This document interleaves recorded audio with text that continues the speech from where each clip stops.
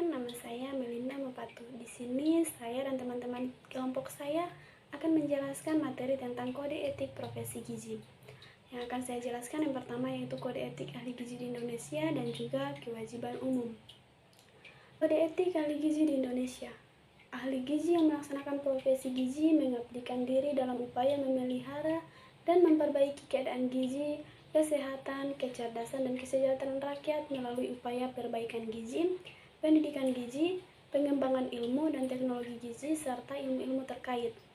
Ahli gizi dalam menjalankan profesinya harus senantiasa bertakwa kepada Tuhan Yang Maha Esa, serta menunjukkan sikap dan perbuatan terpuji yang dilandasi oleh falsafah dan nilai-nilai Pancasila.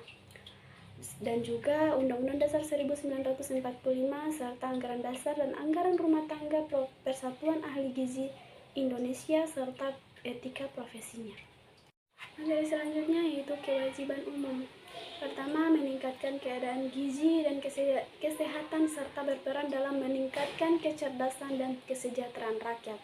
Yang kedua, menjunjung tinggi nama baik profesi gizi dengan menunjukkan sikap, perilaku, dan budi luhur serta tidak mementingkan diri sendiri. Yang ketiga, menjalankan profesinya menurut standar profesi yang telah ditetapkan. Keempat, menjalankan profesinya dengan jujur, tulus, dan adil. Kemudian, menjalankan profesinya berdasarkan prinsip keilmuan, informasi terkini, dan dalam menginterpretasikan informasi hendaknya objektif, tanpa membedakan individu dan dapat menunjukkan sumber rujukan yang benar. Kemudian mengenal dan memahami keterbatasannya sehingga dapat bekerja sama dengan pihak lain atau membuat rujukan bila diperlukan.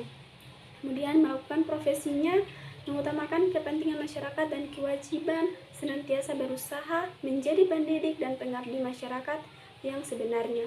Kemudian yang terakhir, bekerja sama dengan para profesional lain di bidang kesehatan maupun lainnya, berkewajiban senantiasa memelihara yang sebaik-baiknya. Materi selanjutnya akan dijelaskan oleh teman saya.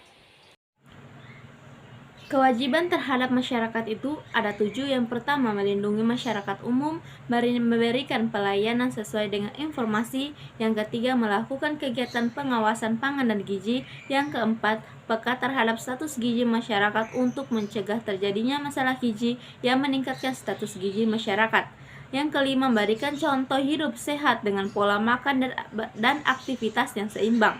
Yang keenam, dalam bekerja sama dengan profesional lain di masyarakat, ahli gizi berkewajiban hendaknya senantiasa berusaha dukungan, inisiatif, dan bantuan lain dan sungguh-sungguh dan tercapainya status gizi dan kesehatan optimal di masyarakat. Yang terakhir, mempromosikan atau mengesahkan produk makanan tertentu, berkewajiban senantiasa tidak dengan cara yang salah atau menyebabkan salah interpretasi atau menyesatkan masyarakat. Kewajiban terhadap teman seproporsi dan mitra kerja itu ada 3. Yang pertama, melakukan profesi gizi, memelihara dan meningkatkan status gizi masyarakat secara optimal.